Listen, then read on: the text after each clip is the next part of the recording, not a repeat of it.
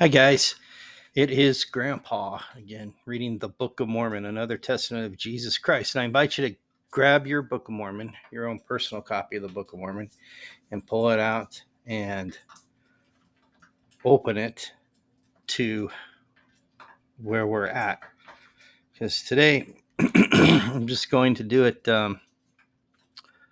while reading to you instead of having it up on the screen also, because I really want you to, if you're just listening to it, that's okay too. But if you're reading along with the Book of Mormon, I just want you to go ahead and read along. And we're in chapter 6 of Mosiah. So open up to Mosiah chapter 6. I'm going to go ahead and read 6 and 7. I'm just going to try it and see how it works for this time.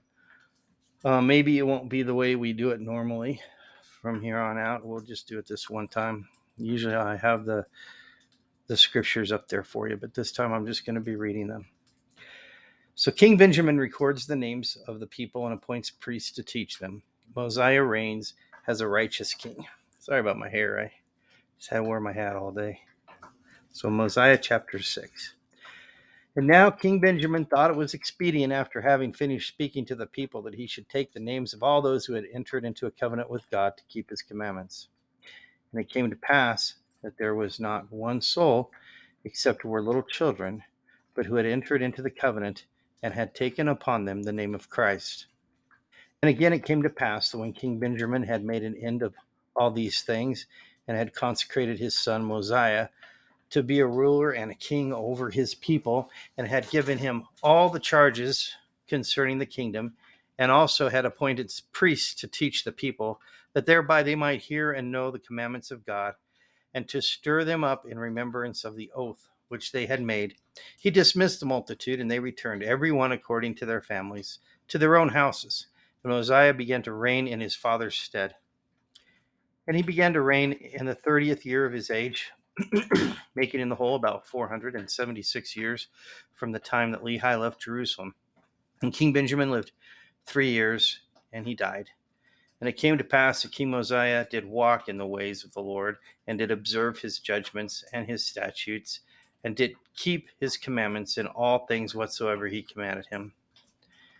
And King Mosiah did cause his people that they should till the earth, and he also himself did till the earth, that thereby he might not become burdensome to his people, that he might do according to that which his father had done in all things. And there was no contention among all his people for the space of 3 years. And that was Mosiah 6. I think I'm going to go ahead and stop it so we can put 7 on the screen.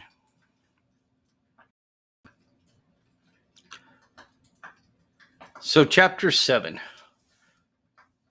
Ammon finds the land of Lehi Nephi, where Limhi is king. Limhi's people are in bondage to the Lamanites. Limhi recounts their history. A prophet Abinadi had testified that Christ is the God and Father of all things. Those who sow filthiness reap the whirlwind, and those who put their trust in the Lord will be delivered. This was about 121 BC. And now it came to pass that after King Mosiah had had continual peace for the space of 3 years, he was desirous to know concerning the people who went up to dwell in the land of Lehi Nephi, or in the city of Lehi Nephi. For his people had heard nothing from them from the time they left the land of Zarahemla. Therefore they wearied him with their teasings. And it came to pass that King Mosiah granted that 16 of their strong men might go up to the land of Lehi Nephi to inquire concerning their brethren. So just pause here for a second and explain. Remember, some of the Nephites from Zarahemla wanted to go down to where the land that Nephi had first settled whenever he split off from Laman and Lemuel and left them. And because the Lamanites had kicked them out of the land with King Benjamin's father, King Mosiah had led them out. So there was King Mosiah who led the Nephites out of the land of Lehi Nephi. Then there was his son King Benjamin. His son King Benjamin got really old and then gave the King Benjamin's address. And then his son Mosiah, he named him after his dad, then was king, and he was sending people back down there to find out what happened to the explorers who went back down to see if they could live in the land of Nephi again. So in verse 3, and it came to pass that on the morrow they started to go up, having with them one Ammon, he being a strong and mighty man, and a descendant of Zarahemla, and he was also their leader. And now they knew not the course they should travel in the wilderness to go up to the land of Lehi Nephi. Therefore they wandered many days in the wilderness, even 40 days did they wander. And when they had wandered 40 days, they came to a hill which is north of the land of Shilom, and there they pitched their tents. And Ammon took 3 of his brethren, and their names were Malachi, Helam, and Hem, and they went down into the land of Nephi. And behold, they met the king of the people who were in the land of Nephi and in the land of Shilom. And they were surrounded by the king's guard, and were taken, and were bound, and were committed to prison.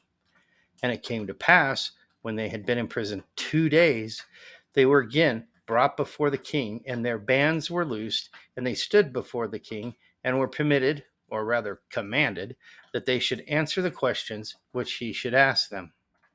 And he said unto them, Behold, I am Limhi, the son of Noah, who was the son of Zeniff, who came up out of the land of Zarahemla to inherit this land, which was the land of their fathers, who was made a king by the voice of the people. And now I desire to know the cause whereby ye were so bold as to come near the walls of the city, when I myself was with my guards without the gate. And now for this cause have I suffered that ye should be preserved, that I might inquire of you, or else I should have caused that my guards should have put you to death. Ye are permitted to speak.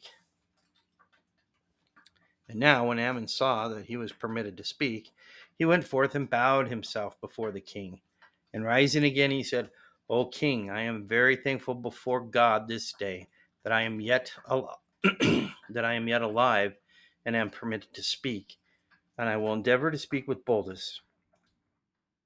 For I am assured that if ye had known me, ye would not have suffered that I should have worn these bands. For I am Ammon, and am a descendant of Zarahemla, and have come up out of the land of Zarahemla to inquire concerning our brethren, whom Zeniff brought up out of that land. And now it came to pass that after Limhi had heard the words of Ammon, he was exceedingly glad. And he said, Now I know of a surety that my brethren who were in the land of Zarahemla are yet alive. And now I will rejoice on the morrow. I will cause that my people shall rejoice also. For behold, we are in bondage to the Lamanites, and are taxed with a tax which is grievous to be borne. And now behold, our brethren will deliver us out of our bondage, or out of the hands of the Lamanites, and we will be their slaves. For it is better that we be slaves to the Nephites than to pay tribute to the king of the Lamanites. And now King Limhi commanded his guards that they should no more bind Ammon nor his brethren, but caused that they should go to the hill which was north of Shilom, and bring their brethren into the city, that thereby they might eat and drink and rest themselves from the labors of their journey. For they had suffered many things. They had suffered hunger, thirst, and fatigue. And now it came to pass on the morrow that King Limhi sent a proclamation among all his people, that thereby they might gather themselves together to the temple, to hear the words which he should speak unto them. And it came to pass that when they had gathered themselves together, that he spake unto them in this wise, saying, O ye my people, lift up your heads and be comforted. For behold, the time is at hand, or is not far distant, when we shall no longer be in subjection to our enemies. Notwithstanding our many strugglings which have been in vain, yet I trust there remaineth an effectual struggle to be made. Therefore lift up your heads and rejoice, and put your trust in God, in that God who was the God of Abraham and Isaac and Jacob, and also that God who brought the children of Israel out of the land of Egypt, and caused that they should walk through the Red Sea on dry ground, and fed them with manna, that they might not perish in the wilderness. And many more things did he do for them.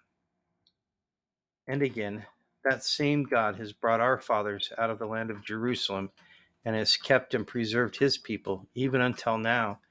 And behold, it is because of our iniquities and abominations that he has brought us into bondage.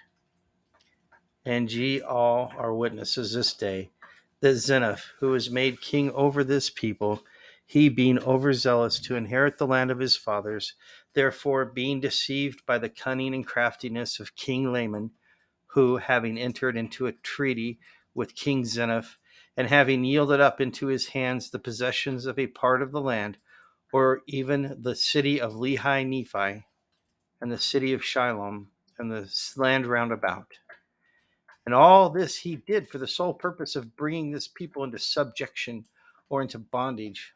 And behold, we at this time do pay tribute to the king of the Lamanites to the amount of 1/2 of our corn and our barley, and even all our grain of every kind, and 1/2 of the increase of our flocks and our herds, and even 1/2 of all we have or possess the king of the Lamanites doth exact of us, or our lives. And now is not this grievous to be borne? And is not this our affliction great? Now behold, how great reason we have to mourn. Yea, I say unto you, great are the reasons which we have to mourn. For behold, how many of our brethren have been slain, and their blood has been spilt in vain, and all because of iniquity. For if this people had not fallen into transgression, the Lord would not have suffered that this great evil should come upon them. For behold, they would not hearken unto his words, but there arose contentions among them, even so much that they did shed blood among themselves. And a prophet of the Lord have they slain, yea, a chosen man of God, who told them of their wickedness and abominations, and prophesied of many things which are to come, yea, even the coming of Christ. And because he said unto them that Christ was the God, the Father of all things, and said that he should take upon him the image of man, and it should be the image after which man was created in the beginning. Or in other words, he said, the man was created after the image of God, and that God should come down among the children of men and take upon him flesh and blood and go forth upon the face of the earth. And now because he said this, they did put him to death, and many more things did they do which brought down the wrath of God upon them. Therefore, who wondereth that they are in bondage, and that they are smitten with sore afflictions? For behold, the Lord hath said, I will not succor my people in the day of their transgressions, but I will hedge up their ways, that they prosper not, and their doings shall be as a stumbling block before them. And again he saith, if my people shall sow filthiness, they shall reap the chaff thereof in the whirlwind, and the effect thereof is poison.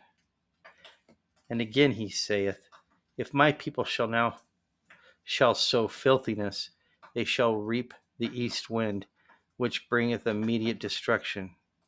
And now behold, the promise of the Lord is fulfilled, and ye are smitten and afflicted.